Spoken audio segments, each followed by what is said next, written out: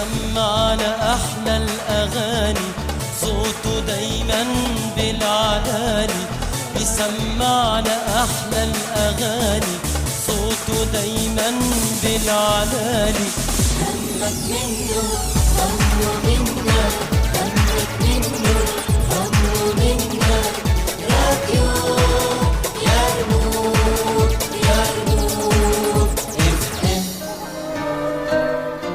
تستمعون الآن لبرنامج ساعة سورية عبر أثير يرموك FM 105.7.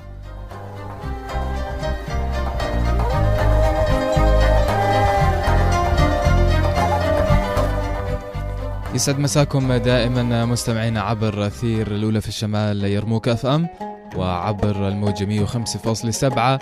مشوار مسائي جديد من ساعة سورية يبتدأ الآن.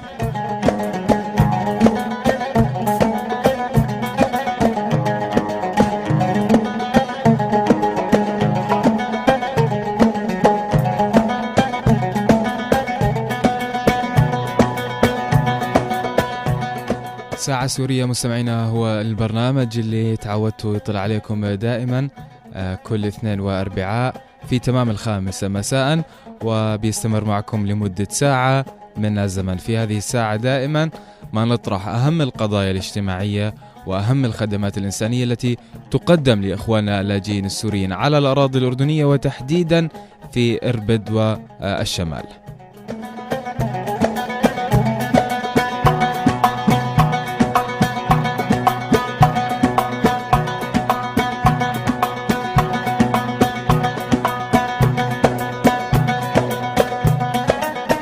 أيضا في ساعة سورية مستمعينا كنا وما زلنا وسنبقى إن شاء الله الجسر الذي يصل ما بين إخواننا اللاجئين السوريين وبينهم وبين المنظمات، بينهم وبين الجمعيات وكل الجهات اللي بتقدم الخدمات بمختلف أشكالها وأنواعها في ظل هذه الظروف التي يمر بها إخواننا اللاجئين السوريين على الأراضي الأردنية.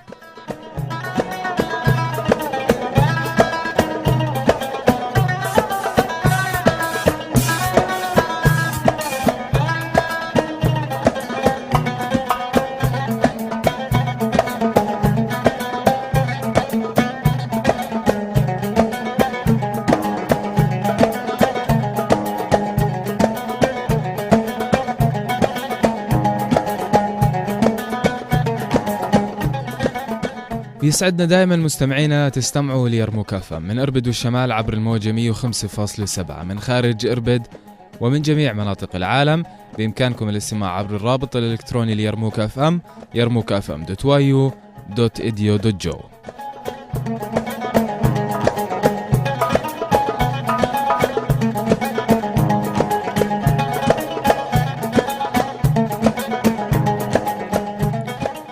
أيضا مستمعينا بيسعدنا تكونوا شركاء معنا في الحلقة وشركاء في المواضيع اللي بنطرحها دائما عبر الأرقام الهواتف 72 111 50 و72 71 100. كمان اللي حابين يشاركونا عبر الفيسبوك بإمكانكم تشاركوا بصفحة البرنامج اللي بتحمل اسم ساعة سورية.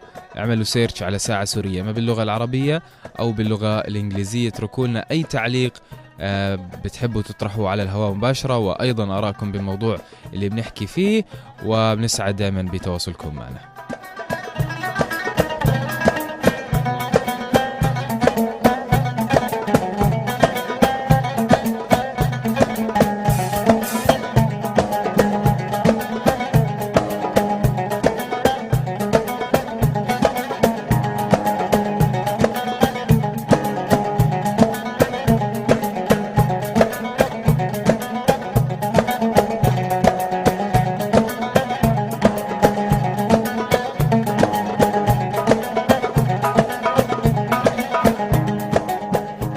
طبعا الشكر دائما لفريق العمل، لتحياتنا للأستاذ عزام العزام وإخلاص الخوالدي من المتابعة والإشراف دائما.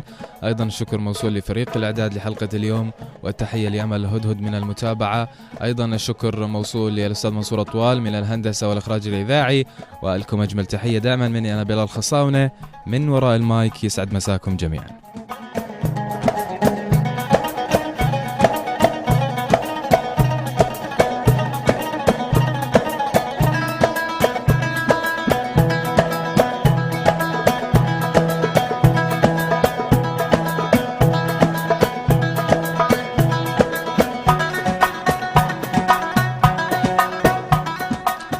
مستمعينا، شلل الأطفال هو أحد الأمراض اللي للأسف فتاكة، خلينا نحكي عنها باللغة العامية.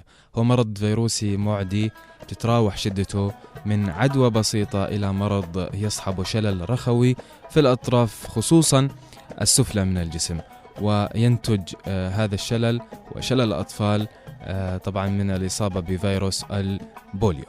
هذا المرض أيضا يعني يصيب الأطفال دون سن 5 بالدرجة الأولى. قد تؤدي حالة واحدة من أصل 200 حالة عدوى بالمرض إلى شلل عضال، ويلاقي ما يتراوح بين 5 إلى 10% من المصابين بالشلل بسبب توقف عضلاتهم التنفسية عن أداء وظائفها. مرض شلل الأطفال وأيضا الحملة الوطنية للتطعيم ضد مرض شلل الأطفال سيكون موضوع حلقتنا لهذا المساء، وهذه هي الحملة التي تطلق من منظمة اليونيسف العالمية بالتعاون مع وزارة الصحة الأردنية. راح يكون محور الحديث في هذا المساء من ساعة سورية.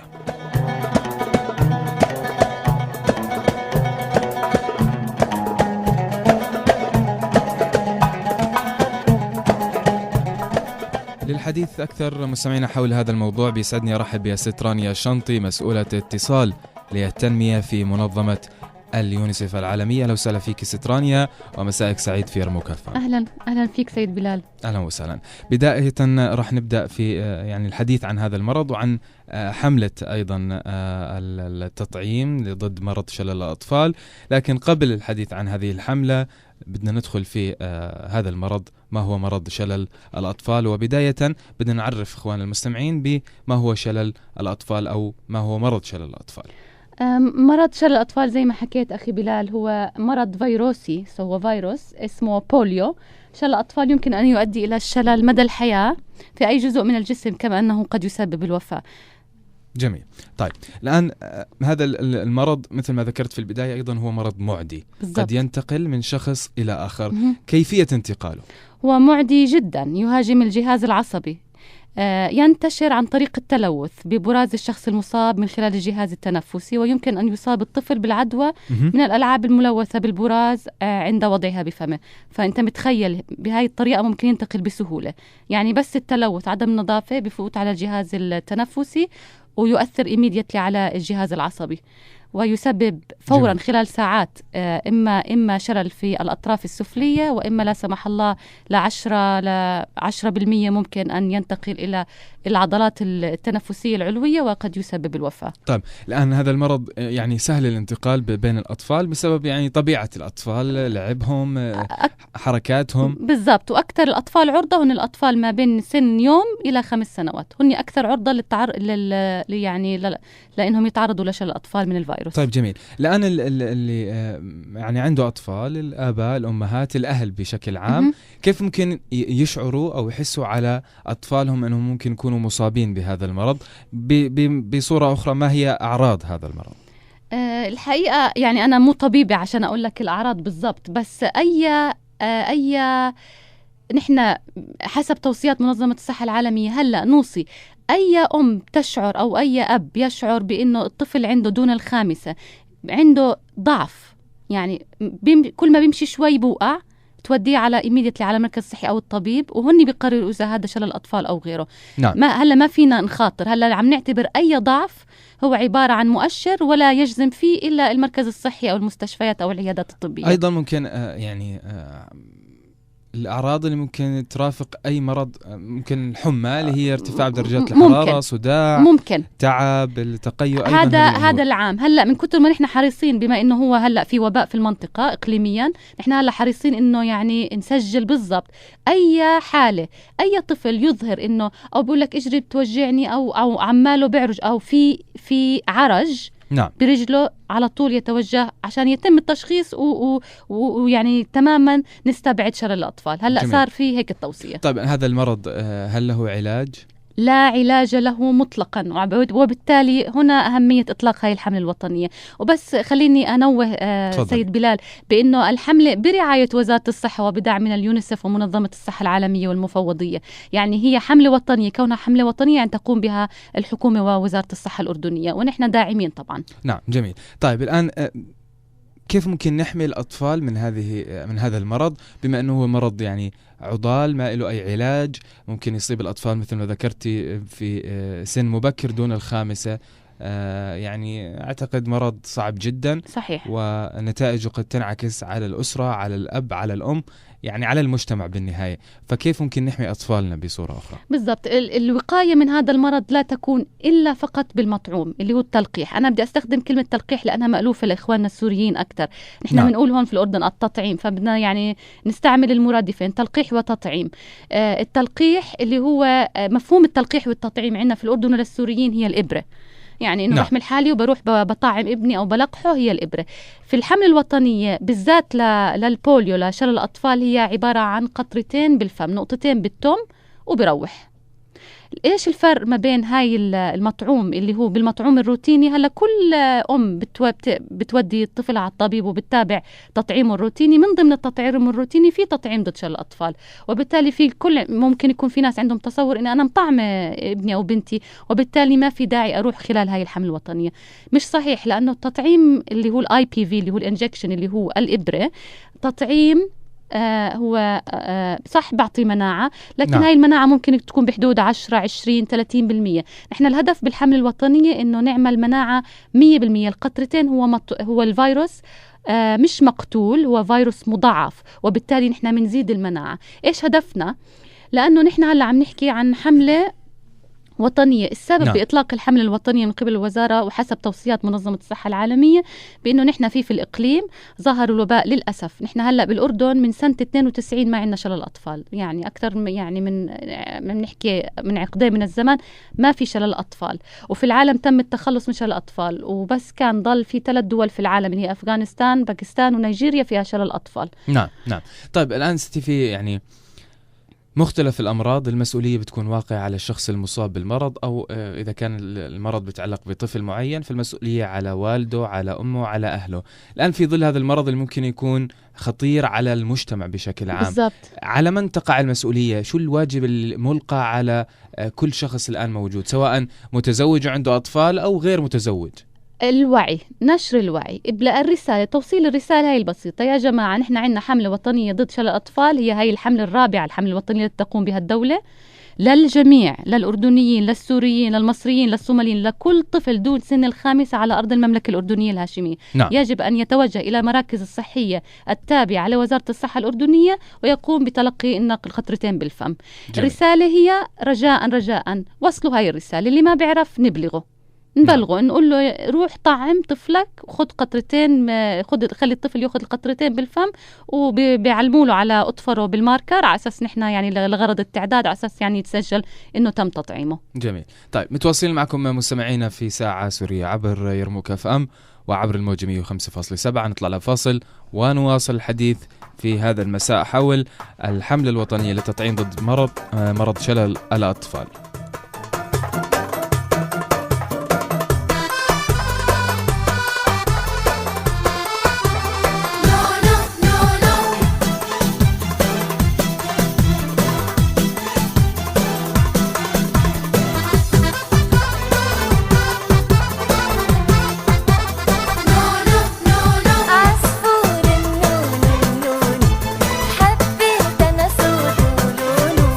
عصفور النون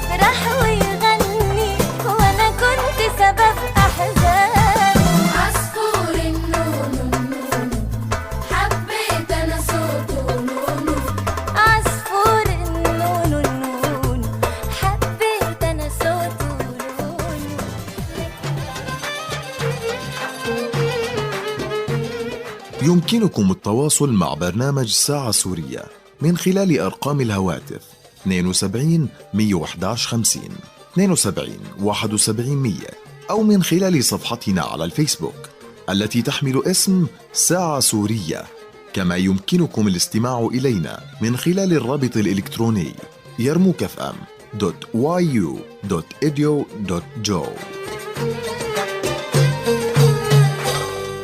مرة أخرى مساكم سعيد مستمعينا، متواصلين معكم دائما عبر الأولى في الشمال يرموك FM وعبر الموجة 105.7 وبرنامج ساعة سورية. أرقام هواتفنا 72 111 50 و 72 71 100. ونتحدث في هذا المساء حول الحملة الوطنية للتطعيم ضد مرض شلل الأطفال. من جديد برحب بست رانيا الشنطي، مسؤولة اتصال للتنمية في منظمة اليونيسف. أهلا وسهلا فيك ست. أهلا فيك بلال. تحدثنا يعني في البداية وقبل الفاصل عن هذا الوباء، وباء شلل الأطفال، ما هو مرض شلل الأطفال، أيضا أعراض هذا المرض وكيفية انتقاله.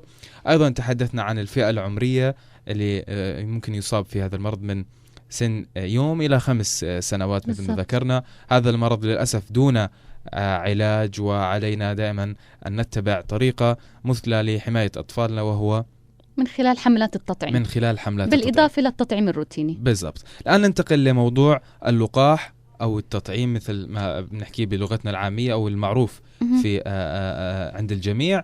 الآن هذا اللقاح، ما هو لقاح شلل الأطفال؟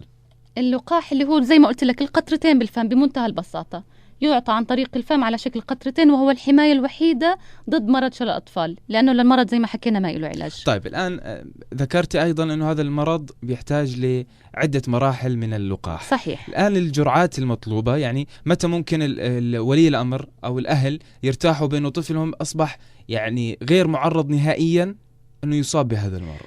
طبيعي، يعني الطريقة الوحيدة اللي بنقدر نقي إنه في كل مرة في حملة وطنية تعلن عنها وزارة الصحة ضد شلل الأطفال يروحوا يودوا أطفالهم يتلقحوا. هاي أحسن طريقة، لأنه الوحيد اللي بيقدر يقيم. طبعا نحن زي ما نحن هلأ قاعدين هاي القعدة، نحن قاعدين كمان في غرفة تحكم، أعضاء هون وزارة الصحة، منظمة الصحة العالمية، اليونيسف، المفوضية، منظمة الهجرة الدولية، كل الأطراف المعنية بهذا الموضوع اللي كتير سيريس، كتير نعم. جدي.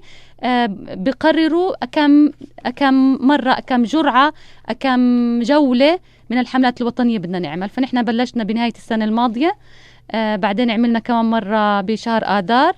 هاي تعتبر الحملة الوطنية الرابعة. عملنا 2 محدودات، يعني كنا نوصل المناطق الصعب الوصول إليها عن طريق فرق جوالة. وبهاي الحملة نحن صحيح هي معلن عنها في كل المراكز الصحية في المملكة، بالإضافة لذلك وزارة الصحة عم ترسل فرق جوالة للمناطق الصعب الوصول إليها أو اللي ما عم بيعرفوا عن الحملة، فهي على الجهتين. جميل. طيب الآن حكينا عن الجرعات المطلوبة لضمان الحماية من هذا المرض. الآن خلال الحملات بيتم تلقيح كل الأطفال، حتى اللي بيكون يعني أخذ اللقاح فيما سبق. صحيح. ليش هذا الإجراء؟ التكرار هذا كتير مهم على أساس نحن نخلق ما يسمى بالمناعة المجتمعية. كنا نحكي أنا وياك بلال قبل الحلقة بأنه القطرتين هدول أو الإبرة الروتينية اللي هي ضد شلل الأطفال صحيح فيها مناعة، لكن نحن عم نعطي 20% مناعة. نحن هدفنا لما بيكون في وباء في المنطقة، وزي ما نحن حكينا في 36 حالة في سوريا وحالتين ظهروا في العراق نعم. ومتصلات ببعض الفيروس نفسه، فنحن نتخوف طبعا بشدة بأنه الفيروس ما زال دوار في المنطقة، وبالتالي توصيات منظمة الصحة العالمية أنه تقام هاي الحملات المتكررة عشان نزيد المناعة المجتمعية. إيش بعني بالمناعة المجتمعية؟ الطفل هذا لما أنا بعطيه القطرتين بالفم بزيد مناعته ل 80%، الجولة اللي وراها بزيد مناعته ل 200%، وبعدين بصير هذا الطفل الممنع 100% ناقل للمناعة لطفل قد يكون مش مطعم. نعم. طيب الآن يعني هذه عملية التكرار ممكن تخلق بعض الشكوك أو بعض يعني المشاكل لدى الأهالي بأنه يعني إحنا كل يوم بدنا نطعم أطفالنا. صحيح. لمتى؟ صحيح، هذا تصور صحيح. كيف ممكن نتعامل مع هاي الحالات أو شو المبرر؟ بكل بساطة زي ما أنا عمالي بشرح لك هلأ، لما نحن عم نحكي عن وباء مرض خطير ومعدي، نحن ما عم نحكي بس خطير وبالتالي أنا إذا يعني التزمت بيتي، هو نحن عم نحكي معدي ودوار في المنطقة. يعني نحن لا نعلم، نحن بفضل الله إلى الآن المنطقة يعني المملكة الأردنية الهاشمية خالية من شلل الأطفال، لكن نحن لا نعلم إذا الفيروس موجود. يعني ما في تسجيل للإصابات، لكن نحن لا نعلم بما إنه في 36 حالة في سوريا ولحد الآن الحمد لله نعم. يعني ما صار في حالات زيادة. في حالتين في العراق إلهم دخل بالحالات اللي في سوريا. الحالات اللي في سوريا أساسا الفيروس إجا من باكستان، فزي ما أنت شايف الفيروس لا يعرف الحدود، وبالتالي يعني شو في مبرر أكتر من هيك؟ عم نقول لك معدي خطير جدا، طفل واحد قد يصيب على الأقل 200 طفل، يعني هيك بغضون ساعات. نعم. ينتقل بسرعة وبسهولة، ويسبب الشلل اللي هو مدمر لحياة هاي الأسرة والمجتمع، ويسبب لا سمح الله الوفاة ولا علاج له. شو بالله طيب. في مبرر أكثر من هيك. جميل. طب الآن يعني بعض الأطفال ممكن يكونوا يعني الأطفال أكثر فئة معرضة للمرض، سواء صحيح. بهذا المرض أو بأي أمراض أخرى، رشح وغيرها من الأمراض. صحيح. أحيانا بتكون حملة التطعيم خلال فترة محدودة، وخلال هذه الفترة بيكون الطفل مريض مثلا في مرض معين.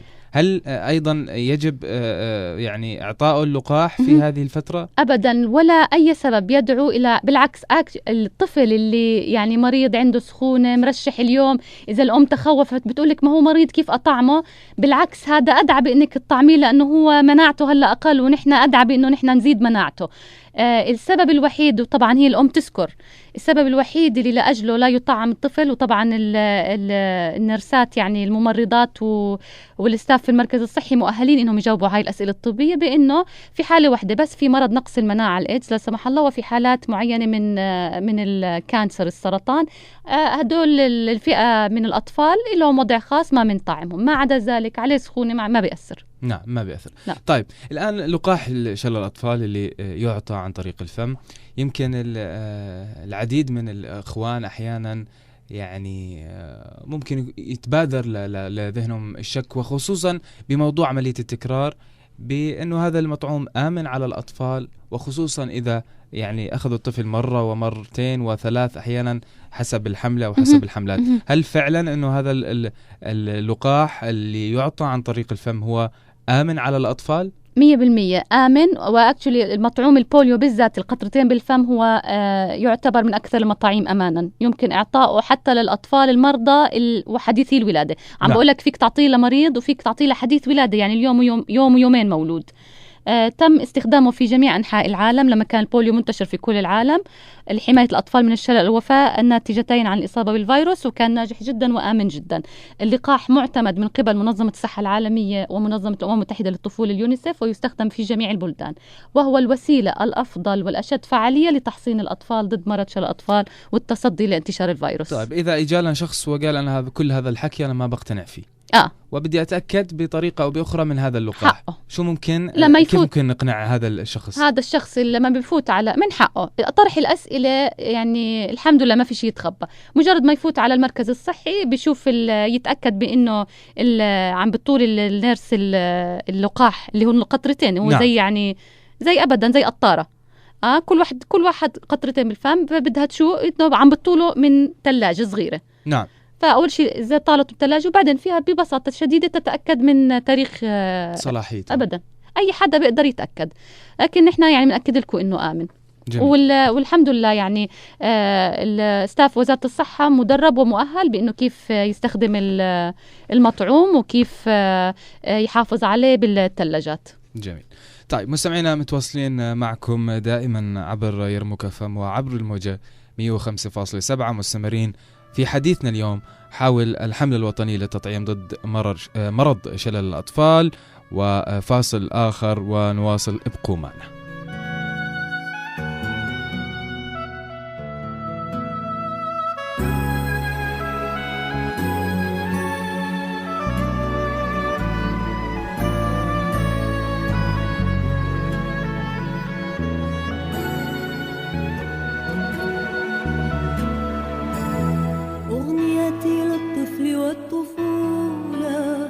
لضحكة البراءة الخجولة، لصبية يلهون بالتراب، أصواتهم تفتح ألف باب من قصص في شرقنا بخيلة.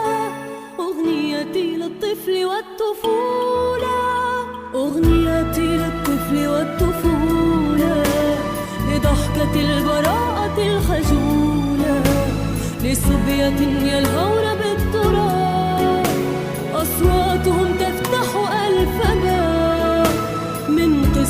في شرقنا بخيلة، أغنيتي للطفل والطفولة.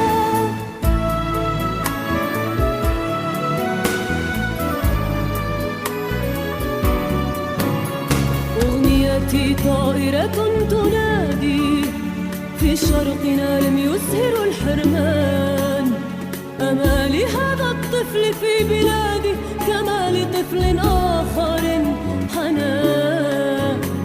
أغنيتي طائرة تنادي في شرقنا لم يزهر الحرمان، أمالي هذا الطفل في بلادي كما لطفل آخر حنان. فبعض أطفال العرب في الحرب يولدون، فبعض أطفال العرب في الحرب يكبرون، فبعض أطفال العرب في الحرب يولدون، فبعض أطفال العرب في الحرب يكبرون.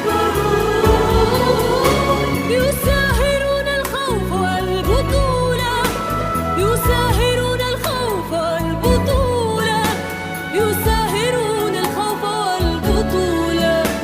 لا حب لا تاريخ لا طفولة. أغنيتي للطفل والطفولة، لضحكة المرأة المرجولة، لصبية يلهون بالتراب، أصواتهم تفتح الفماء، من قصص في شرقنا بخيلة. أغنيتي للطفل والطفولة.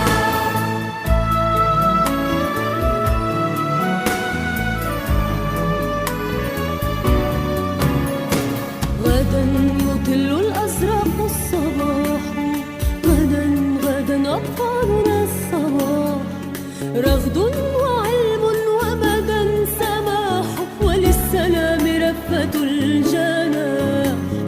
غدا يطل الأزرق الصباح، غدا غدا أطفالنا الصباح، رغد وعلم ومدى سماح، وللسلام رفة الجناح.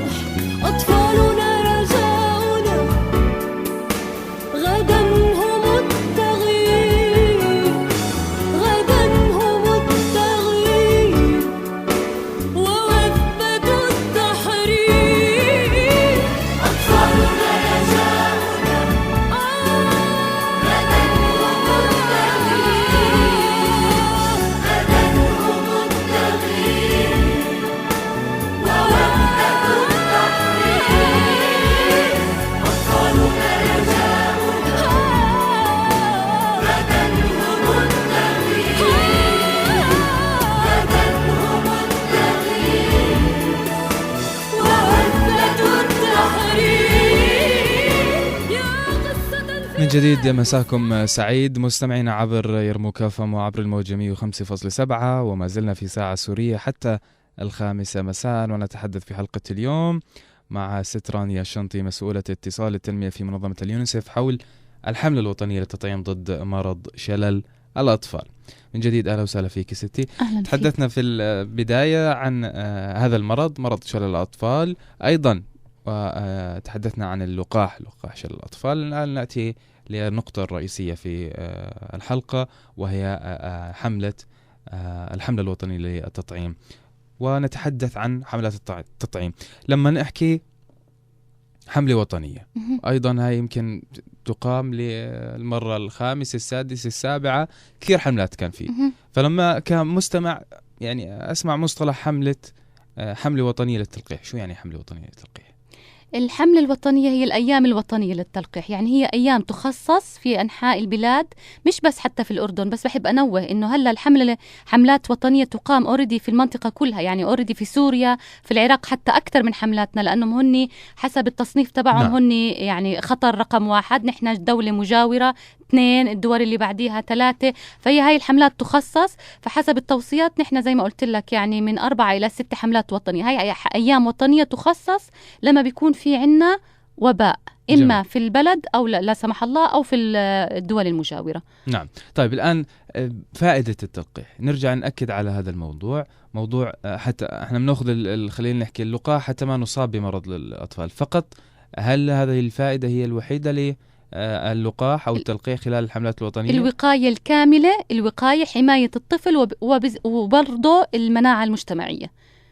المناعة المجتمعية اللي حكينا عنها قبل شوي، بأنه أنا بدي أزيد نسب المناعة عند جميع الأطفال حتى يكونوا هن ممنعين تماما، وقد يوصلوا إلى مرحلة أنهم هن ناقلين للمناعة. زي جميل. ما هو معدي في إشي ناقل للعدوى، لا نحن بدنا نوصل لمرحلة هو ناقل للمناعة، لأنه نحن ما فينا نعرف كيف الفيروس ماشي دوران الفيروس. طيب احنا عندنا في كل المجتمعات يمكن العربية فيروس يمكن أقوى من فيروس شلل الأطفال، هو فيروس الإشاعات. صحيح. أحيانا نسمع كثير عن إنه فلان راح طعم ابنه انصاب بعرفش بشو المرض من مرض ثاني، فلان راح مش عارف إيش.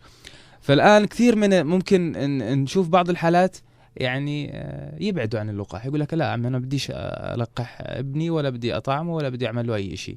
فالآن ممكن هذه التصرفات أو هذه الآراء أو هذه العقول يعني للأسف تنعكس على كثير من العواقب ممكن تتبع أو يتبعها بعض الأشخاص حتى يعني يطبقوا فكرة سمعوها أو إشاعة سمعوها بحيث أنهم يبعدوا عن المطعوم، وبالتالي ممكن يعرضوا أنفسهم لعواقب خطيرة. إيش ممكن تكون العواقب اللي يعني راح نتمنى أنها ما توصل لحدا طبعا وراح تقع على حدا اللي بيبعد عن موضوع التطعيم؟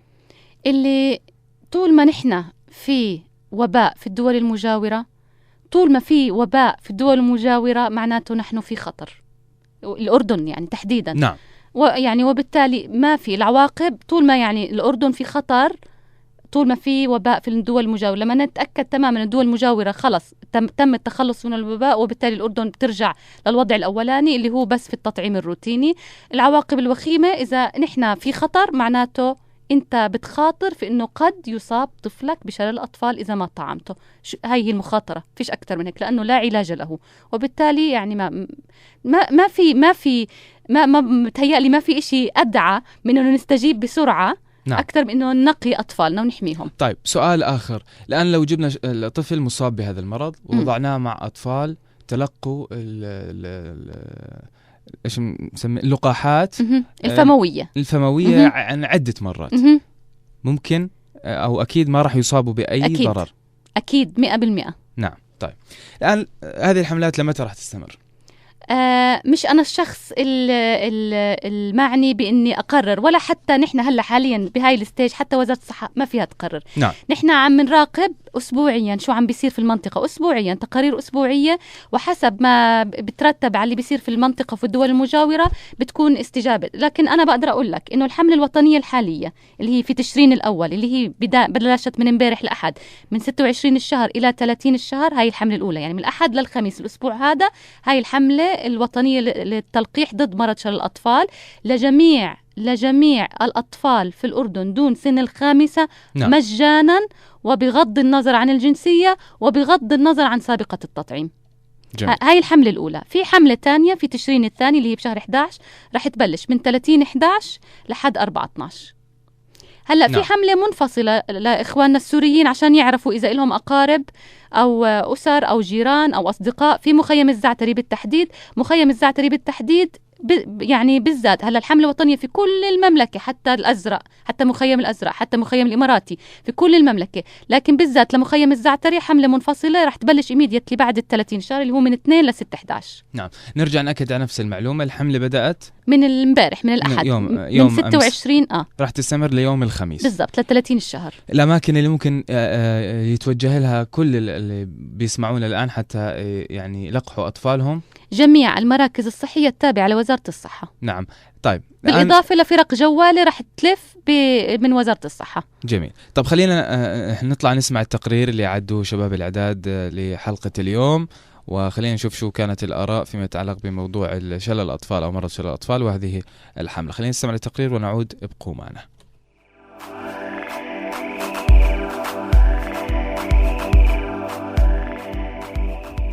أنا سمعت عن طريق النت بالتلفزيون يعني أول إشي، بعدين عن طريق النت عن حملة شلل الأطفال. وحبيت اجيبه عشان ما يصيبوا المرض واحنا خايفين عليه بس، وانه يعني الحملة هاي ان شاء الله دائما يكرروها اكثر واكثر يعني. أنا أجيت على حملة التلقيح عشان شفت الدعاية بالتلفزيون، وهاي الحملة كتير صحيحة، وحطوا لي نقطتين بتمه، وعمر ابني 1 سنة و2 شهور، والتلقيح ما فيه أي إشي ولا فيه أي ضرر. جبته عشان ألقحه يعني حماية لإله. اللي خبرتني بالتطعيم زوجتي، جت امبارح عن طريق الصدفة وشافت الحملة وقالت لي، فجبته من اليوم حماية لهم الدرجة الأولى للأمراض اللي موجودة حتى يكونوا بصحة وعافية أكثر. كمان التطعيم ما كلفنا وقت ولا جهد ومجانا كان. صباح الخير، يعطيك العافية. بطعم ابني أنا كل ما يصير حملة بالمملكة. حملة نشروها عبر التلفزيون الأردني، وهي حملة مهمة وضرورية لكل الأطفال، وأنا أجيت أطعم ابني عمره 3 أشهر ضد شلل الأطفال، وأنا عندي كمان ولدين برضو طعمتهم نفس المطعوم خوفا من انتشار الأمراض. وأنا بشكر البلد ووزارة الصحة إنها دائما بتعطينا مطعومات ومهتمة بالأطفال.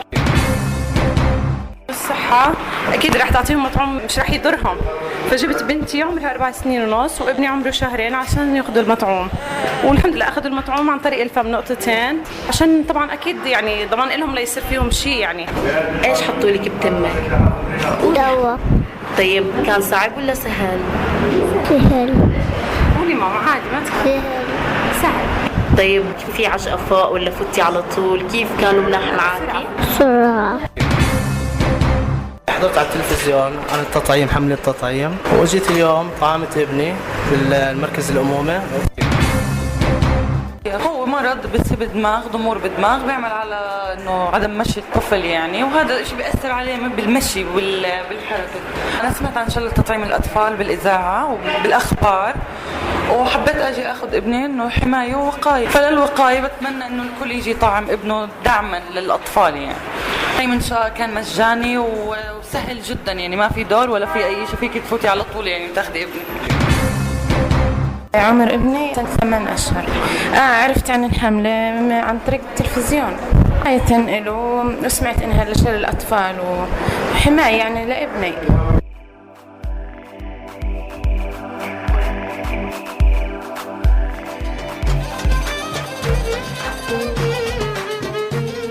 يمكنكم التواصل مع برنامج ساعة سورية من خلال أرقام الهواتف 72 111 50 72 71 100 أو من خلال صفحتنا على الفيسبوك التي تحمل اسم ساعة سورية.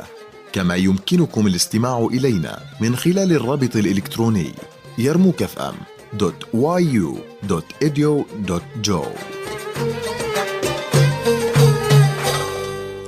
إذا استمعنا لهذا التقرير، مشكورين طبعا فريق الإعداد على هذا التقرير. يعني ستراني استمعنا للتقرير، رأيك هل في فعلا وعي كافي لدى الأخوان اللي يتحدثوا بالتقرير؟ أنا الحقيقة مبسوطة جدا، يعني مبسوطة جدا جدا إنه في وعي كامل، يعني ما حدش حكى أي شيء سلبي. نعم. في وعي واضح، وأنا يعني مبسوطة حتى إنه الحملة الإعلامية اللي نحن عم نقوم فيها من خلال التلفزيون والراديو واصلة، يعني الحمد لله. جميل. طيب الآن اللي يتحدثوا كلهم أخوان لاجئين سوريين، لماذا تم اختيار أو التركيز على يعني أن يكون اللاجئين السوريين ممن تشملهم هذه الحملة؟ إشي طبيعي، يعني أنت عم تحكي إخواننا السوريين في وضع مش طبيعي نهائيا، حالة نزوح، حالة يعني صار في فوضى في كل حياتهم ونظام حياتهم، كان النظام الصحي، كان النظام التعليمي، هن يعني في حالة كتير صعبة. ويمكن في خضم هاي الظروف الصعبة اللي هن عم بيمروا فيها يتناسوا يتجاهلوا موضوع التطعيم والصحي، يمكن آخر ما يخطر على بالهم.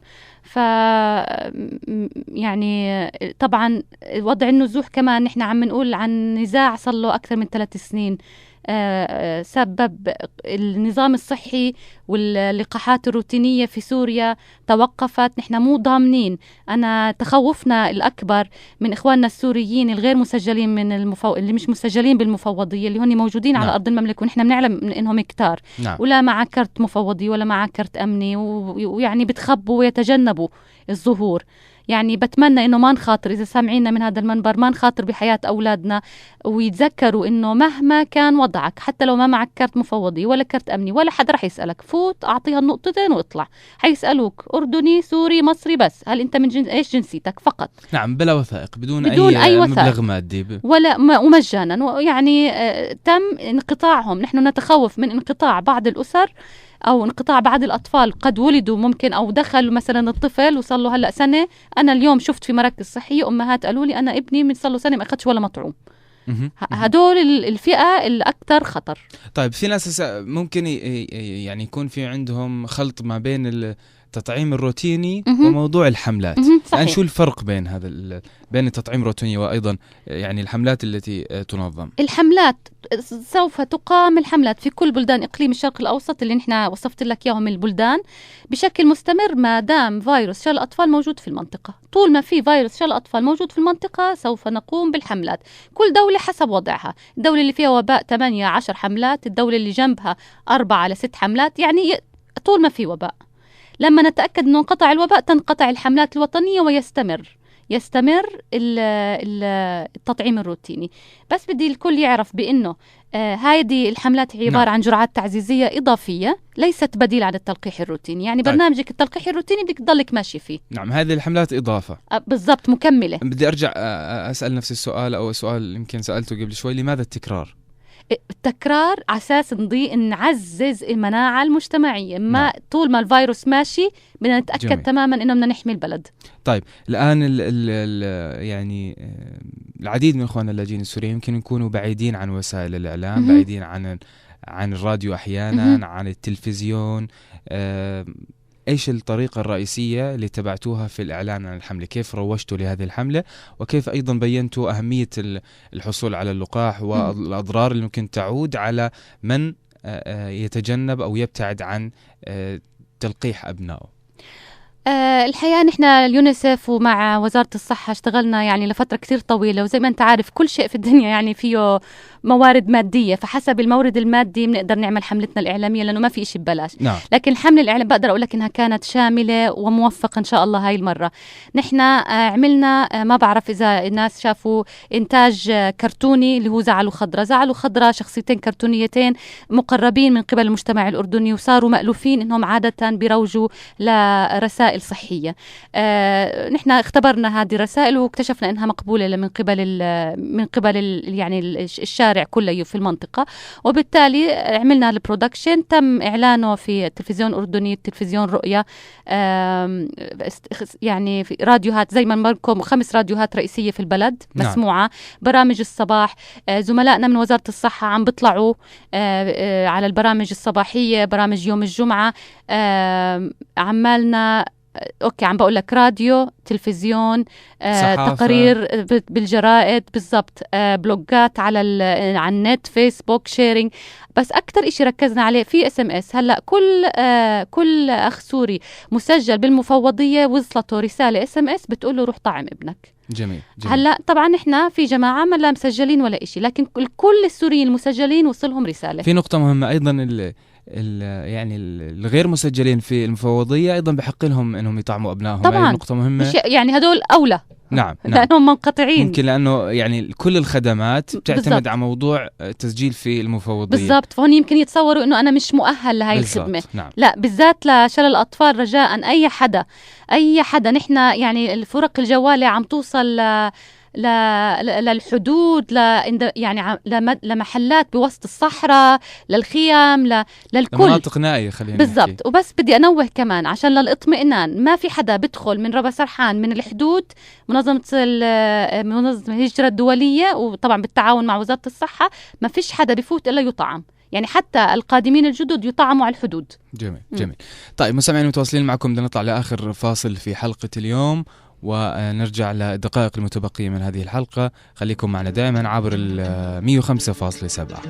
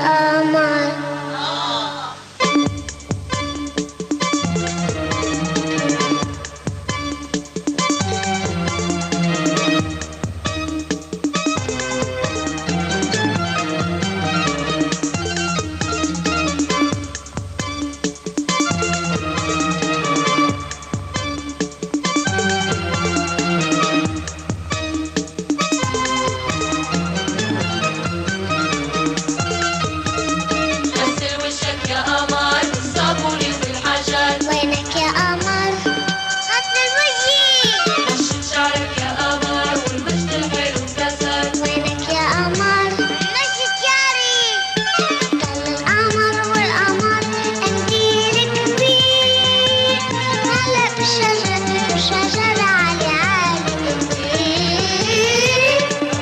والقمر قنديل كبير معلق الشجر والشجرة عالي عالي يا قمر ضوي يا قمر ضوي عالدني ضوي عالدني ضوي ودي منك يا قمر تكرر عطون الشجر انزل عالدبكي انزل عالدبكي غسل وجهك يا قمر صابوني بالحجر وينك يا قمر غسل وجهي رشد شعرك يا قمر والمجد الحلو مكسر وينك يا قمر مشي شعري حب الهوا يا هوا نجح نطير ونعلي سوا يا هوا مثل العصافير حب الهوا يا هوا نجح نطير ونعلي سوا يا هوا مثل العصافير يا هوا علي يا هوا علي. من جديد مساكم، انبسطتي على الأغنية؟ جميلة زمان الأغنية. عنها وحلوة طبيعي. طيب نكمل الدقائق الأخيرة المتبقية في الحلقة. حكينا ونرجع نأكد على المعلومة، الآن الأردن خالي الحمد من لله هذه بفضل الحالات. الله. الحمد لله. طيب الآن في حالة لا سمح الله إن وجدت بعض الحالات، كيف ممكن التعامل معها؟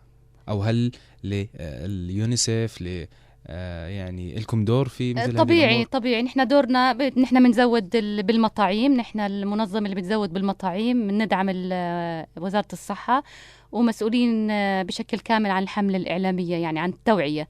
نحن كتير ركزنا في هاي المرة على التوعية من خلال قادة المجتمع المحلي ومنظمات الإنسانية اللي بتشتغل مع الجميع، يعني الإخوة السوريين وفي كل المحلات. أكتر إشي بنركز عليه لأنه ما احتمال حدا يسمعني هلا ما يرد علي أو عليك، لكن ممكن ممكن يسمع من جاره، يعني صحيح. اللي أقرب للشخص هذا هو أكثر واحد بيقدر قادر إنه يوصل له رسالة. فنحن بنعتمد على هذا الإشي، وعاملين يعني عندنا متطوعين كتير شغالين على موضوع إنه وجها لوجه، تواصل وجها لوجه للإقناع. طيب نعم. بجمل بسيطة وسريعة نرجع نلخص كل اللي حكينا في الحلقة، نحكي عن الحملة وعن هذا المرض، وأيضا رسالة من اليونيسف يعني جهة مسؤولة عن صحة الأطفال تحديدا في كل العالم. نحن الآن بصدد حملة وطنية للتطعيم ضد مرض شلل الأطفال، بدأت من امبارح 26/10 وتنتهي ب30/10. بشجع وآمل من جميع الإخوة السوريين وحتى غير السوريين إذا اللي بتحكوا معاهم اللي لسه ما راحوا طعموا يحملوا أطفالهم على المراكز الصحية التابعة لوزارة الصحة ويطعموهم، ويبلغوا إخواننا اللي يعني متشككين أو ما معهمش إثباتات إنه لا ضير ويروحوا على المراكز، لن يسألوا عن شيء. التطعيم مجاني وبغض النظر عن الجنسية وعن سابقة التطعيم. هذه حملات هي عبارة عن جرعات تعزيزية لرفع المناعة المجتمعية وحماية البلد، وليست بديل عن التلقيح الروتيني. إن كان لديك مجانية، وإن كان لديك طفل دون سن الخامسة رجاء احرص على تلقيحه خلال كل حملة تعلن عنها وزارة الصحة، والالتزام بجدول التلقيح الروتيني. اللي ما عندوش 5 بليز يحس يعني جيرانه أهله يعني يساهم في نشر الوعي عن هذه الحملة. جميل. ضل حابة تضيفي شيء ستي؟ يعني بتهيألي حكينا كل إشي. إذا عندهم أي تساؤلات إخوتنا السوريين بيقدروا دائما استفساراتهم يتصلوا على خط المعلومات تبع المفوضية اللي هن بيعرفوه. أنا عندي إياه هون في عمان 06 400 8000. جميل. بدي أشكرك كل الشكر ست رانيا الشنطي، مسؤولة اتصال التنمية في منظمة اليونيسف. تحدثنا حول الحملة الوطنية للتطعيم ضد مرض شلل الأطفال للمرة الأخيرة. الحملة بدأت يوم أمس وتستمر ليوم الخميس لكل من يسكن الأراضي الأردنية بغض النظر عن الجنسية. الحملة مجانية للجميع، للأطفال طبعا من سنهم إلى 5 سنوات، وهي مهمة جدا للحيلولة دون مرض عضال قد يصيب لا سمح الله الأطفال. كل الشكر لكل من استمع وشارك معنا خلال هذه الحلقة، دائما عبر الأولى في الشمال يرموك FM وعبر الموجة 105.7.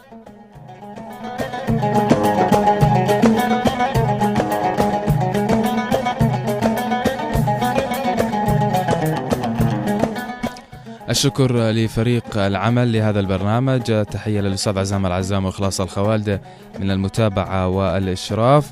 أيضا التحية لفريق الإعداد لحلقة اليوم، والشكر أيضا موصول لأمل الهدهد من المتابعة، وتحية أيضا للأستاذ منصور طوال من الهندسة والإخراج الإذاعي. وعلى أمل اللقاء بكم دائما في نفس الموعد كل اثنين واربعاء في تمام 5 مساء. لكم أجمل تحية مني أنا بلال خصاونة، ودمتم أنتم وأطفالكم دائما بسلامة، ودمتم في أمان الله.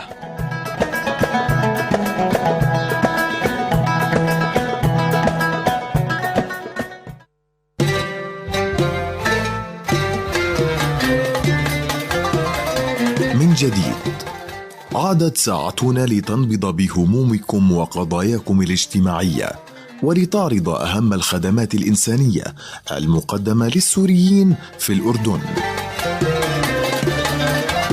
كل ذلك وأكثر يأتيكم في برنامج ساعة سورية مساء كل اثنين وأربعاء من 5 وحتى 6 عبر أثير يرموك FM 105.7.